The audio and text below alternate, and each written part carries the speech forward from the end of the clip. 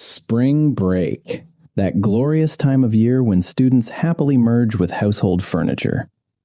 "Hey, Umi," Maki muttered, breaking the comfortable silence. What's up?" Umi murmured back lazily. "Spring break ends today, huh?" Maki lamented, dreading the imminent loss of his freedom. "Yep, school starts tomorrow, so we can't sleep in like today anymore," Umi confirmed, stating the cold, hard facts of reality. "Don't you want just one more day?" Maki pleaded.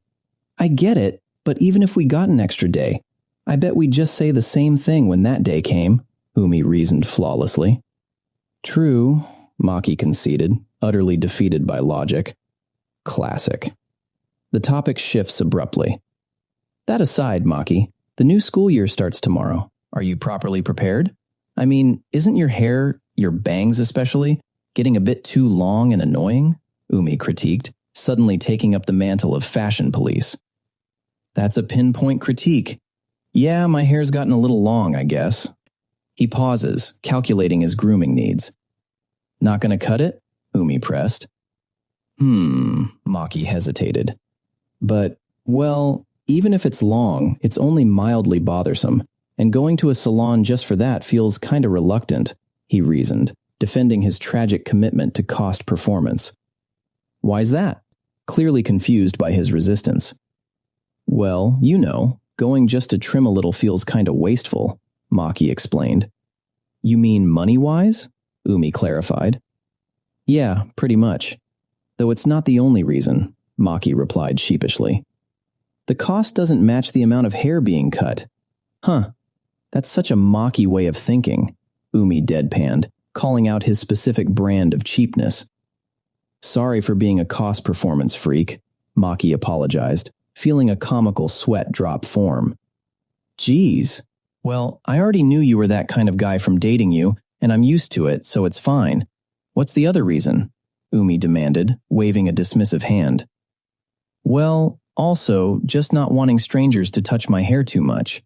You probably know this, Umi, but I'm pretty ticklish," Maki confessed, exposing his sensitive weakness. "Got it. I kinda understand the situation. But I still think you should tidy up your hair. I'd think you're cooler that way too," Umi noted, expertly laying down her final trap. "Ugh," Maki groaned. I want to see it. My boyfriend looking so cool I barely recognize him. Then I might end up liking you even more, Maki," Umi purred, delivering the finishing blow to his fragile resolve. "Umi, could you recommend a good salon if you know one?" Maki folded instantly. "Sure, I know a perfect place for you, Maki," Umi beamed, claiming her total victory. Next thing he knows, he's walking down the street, completely oblivious to the trap being set. Umi?" Maki faltered, staring blankly at their destination. "Yes, what can I do for you, dear customer?" Umi chimed with overly professional glee. "This is the perfect place for me?" Maki questioned. "Yep," Umi confirmed proudly. "This is the Asanagi house, right?" Maki asked, pointing out the absolute obvious. "Yep. Did you already forget what your girlfriend's house looks like?" Umi retorted. "No, I haven't forgotten, but..." Maki protested. "Yes, one customer, right this way," Umi interrupted, showing absolutely no mercy. "Oh, she's going for brute force," Maki sighed as he was literally shoved through the front door. "Oh, Maki-kun, welcome. The haircut stuff's all set, so come on over whenever you're mentally ready," Sora-san greeted cheerfully, scissors already in hand. "It's just a little trim. I don't need that much resolve," Maki muttered, completely overwhelmed as a sacrificial lamb. "Foo-foo, kidding. We're doing it in the yard, so just leave your jacket on the sofa over there and come on out," Sora instructed, directing him toward the makeshift backyard salon. So Sora-san's doing it?" Maki verified nervously. "I'll help too. Mom's used to cutting Dad's hair, and we're not going too drastic, so I figured it'd be fine," Umi explained smoothly, which was hardly reassuring. "The outdoor setup is rustic. So, what do you think? It's free if we do it here, and since it's us, you can relax and let us handle it, right?" Umi negotiated, utilizing flawless logic. "So, what'll it be? Of course, if you want to change plans now, I can take you to the place I always go to," Umi offered, giving him one final chance to escape. Well, since we're here, maybe I'll ask you two to do it this time. Maki resigned himself to the patio chair. Then it's settled. Mom, Maki says it's okay. Umi cheered triumphantly. Vroom, Sora hummed, raising a heavy set of electric clippers just to mess with him. Sora-san, could you not answer with the clipper sound just this once? Maki panicked slightly. Oh, sorry. Don't worry, I just brought this out for backup. Sora chuckled, diffusing her own terrifying mom joke. All right, let's get started. Sora announced. Yes, please, Umi, you too. Maki agreed, giving himself over to the process. Got it, leave it to me, Umi declared, taking her role seriously. Sora expertly snips the front edges. Maki, it might tickle a bit, sorry, Umi warned as she stepped behind him. Yeah, it's fine, Maki assured her. Funny how the exact same neck he claimed was far too ticklish for human hands is perfectly fine when it's his girlfriend's proximity. The hypocrisy is staggering. Umi, don't cut too much off. Use the comb, little by little, Sora directed gently. Yeah, got it, Umi stammered, sweating slightly under the pressure of the snip. Against all odds, the careful, intimate haircut doesn't end in a massacre. All right, that's about it, I think. What do you think, Umi? Sora asked, casually brushing off his shoulders. Well, for a first try, it might have turned out pretty good, Umi evaluated critically. That last bit's kind of hard to ignore, Maki deadpanned, reacting to her total lack of confidence. Now that Maki-kun's haircut's done, I should start on dinner prep. Maki-kun, since you're here, stay and eat. We're having yakiniku tonight, Sora offered casually, cementing his familial integration. Oh, Mom, that's a great idea. Maki, let's kill time in my room with some games till dinner. I'll go borrow some cool ones from Aniki's room, Umi plotted immediately. Just don't make Riku-san too mad, okay? Maki sighed at the classic parasite maneuver. But wait, she isn't done yet. Oh, right. Hey, Maki. Umi paused mid-turn. Yeah? Maki asked. Lend me your ear for a sec, Umi beckoned. With the adults out of the way, Umi leans in for a devastating sneak attack. What? Maki whispered, feeling the close proximity. Foo-foo, just wanted to secretly tell you something, Maki. Umi smiled playfully. You're cool, Maki, Umi whispered directly into his freshly trimmed ear. Maki stood completely rigid, his composure dissolving into a bright red blush. A critical hit. Oh, you totally just got flustered, didn't you? Umi laughed, celebrating her direct strike. No, I didn't, but... Maki stammered defensively. Liar, liar, acting tough's no good. I've already got you figured out. You're weak to sneak attacks, Umi teased, fully aware she held absolute power in this dynamic. Geez, you're so unfair, Maki grumbled, surrendering to reality. 'Cause I'm your girlfriend, duh, Umi gloated with her usual smug banter. And so, the break ends with Maki completely manipulated, freshly groomed, and hopelessly wrapped around her finger. Spring break is over, which means it's time for our favorite light novel teenagers to get into hilarious rom-com shenanigans to distract us from our daily existence. Well, spring break was all slacking off except for workdays, so I had to step it up. Water's boiling. Coffee okay?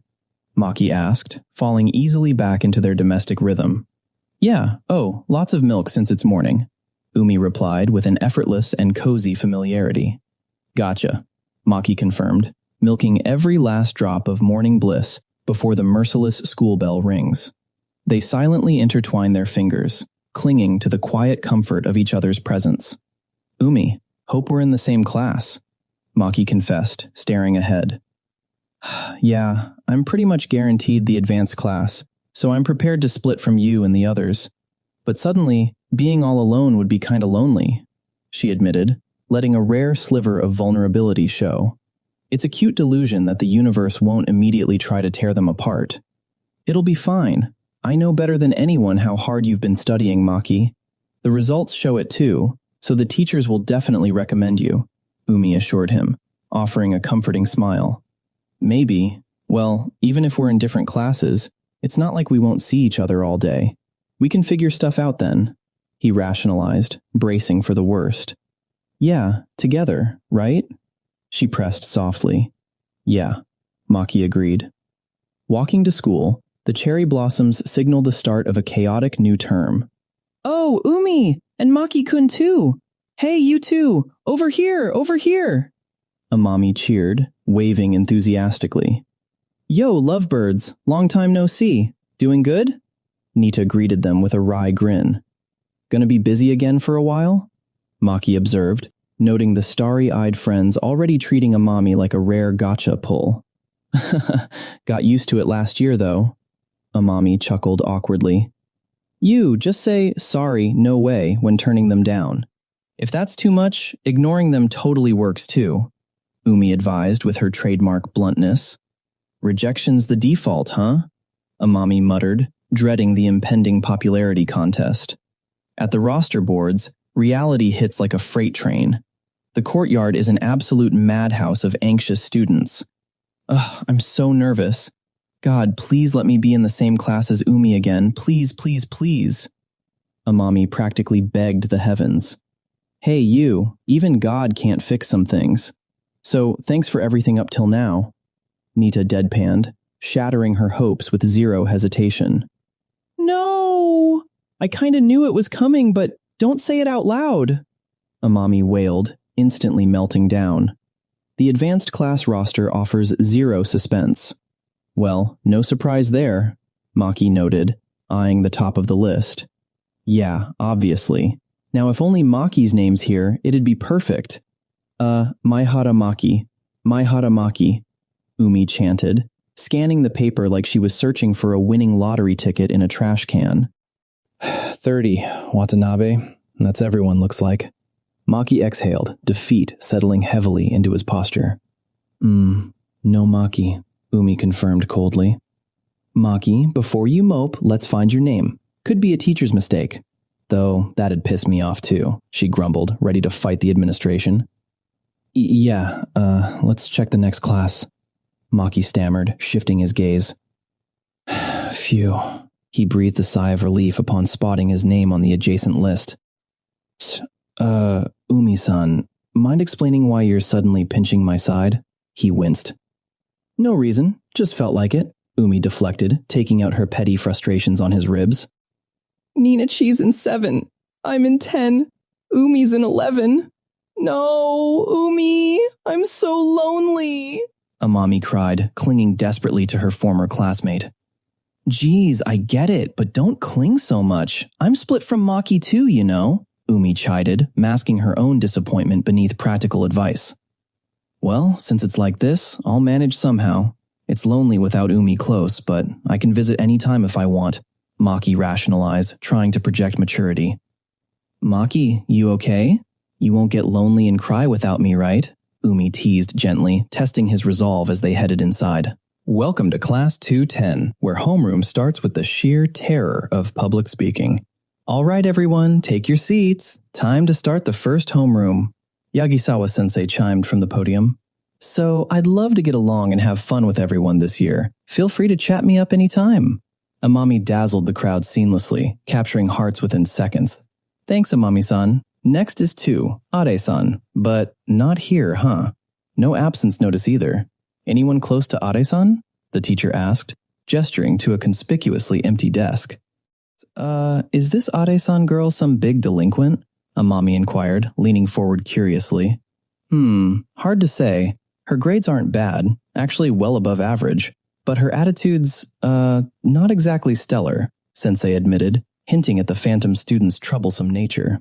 The roster continues until disaster strikes. Next, Maihara-kun.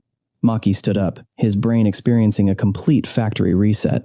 He fumbled awkwardly. Maihara-kun, what's up? Sensei prompted. Maihara Maki, nice to meet you, he managed to squeak out, delivering the verbal equivalent of a wet paper towel. Pretty bare-bones intro. That it? His teacher sighed. But an encouraging text from his girlfriend pulls him from the abyss. Maki, you got this. About my intro, sorry, I forgot to add something, Maki interrupted, raising a trembling hand. Got it. Want to redo it? Sensei offered gracefully. Once again, I'm Maihara Maki. With a new year and new environment starting, honestly, I'm full of nerves. but I want to give it my all in this class with a fresh start, he declared, his voice finally steadying. I'm shy, so I might not start conversations much. Oh, and I like shark movies, he finished, sitting down with his dignity mostly intact. Post-ceremony lunch at the diner is a mixed bag of emotions. Umi pouted, aggressively sulking in the booth. Look, Umi, I get it. Cheer up already. Here, I'll feed you fries, Maki coaxed, extending a greasy peace offering. Oh, maybe the school trip. Our school does it in January or February, right? Class rep and Asanagi, that sound right? Nita theorized, quickly connecting the dots. Spot on, Maki agreed, revealing the true source of Umi's dark cloud, the ruin of her master plan for uninterrupted romantic espionage. Moving on from the trip tragedy, Nita pivots to the phantom delinquent. Look, the one on the left center, not doing a peace sign, all straight-faced, that's Ade Nagisa, she pointed out on her phone. The screen displays a glaring, pierced girl who clearly has zero time for their wholesome nonsense. Anyway, this Ade person's one to watch. You know this, but don't get too chummy right off. She seems strong-willed, probably oil and water with you. Moo, I get that much, geez. Umi, you treat me like a kid too much. I can handle friends fine without you. Amami puffed out her cheeks defensively. Back at Maki's place, the couple attempts to recover from the mild trauma of their academic separation. It's April, but still chilly. I only brought a scarf today, so my feet are freezing. Umi shivered, snuggling closer. Wind picked up strong after noon, too. Gotta warm up quick then, Maki agreed, completely unprepared for her next move. Right? You've got to take responsibility, Maki, and warm up your cute girlfriend all toasty. Here, she declared, plunging her freezing hands straight under his shirt because personal space is a myth in this relationship. Oof, hey, don't just stick your hand in. Stop tickling, he yelped, jolting in shock. Neehee, Maki's weak around here, huh? But it's the warmest spot, so I can't stop. Rub, she teased mercilessly. Ugh, jeez, Maki grumbled, surrendering to the cuddle trap. Umi, ready to let go? Can't eat snacks like this, he eventually reasoned. A bit more. 1 more hour, she hummed contentedly. Hey, Umi, Maki began, a sudden, radical idea forming to cure her school trip depression. Yeah? She blinked, looking up. What if we trip together or something? He proposed nervously. Wait, Maki, this trip, it's just us two, right? No you or Nina, just me and you, right? Right? She stammered, her eyes widening as the scandalous potential sank in. Yeah, I guess so, he confirmed. Still, I like it, really like it. A trip, just us two, might beat the school trip, she beamed, vibrating with sudden excitement. Thinking again, we're kinda dumb, huh? Maki chuckled, realizing the sheer absurdity of their plotting. Yep, smart at studies, total dopes in love, Umi laughed, her spirits completely revived. Of course, she immediately ruins the cinematic moment. Oh, Umi, you've got nori on your teeth, Maki pointed out plainly. Huh? Where? No way, it ruins my smile. Ugh, Maki, you jerk. Meanie, I hate you, she shrieked, blushing furiously. And they say romance is truly dead. At least their essay-worthy dynamic remains perfectly intact.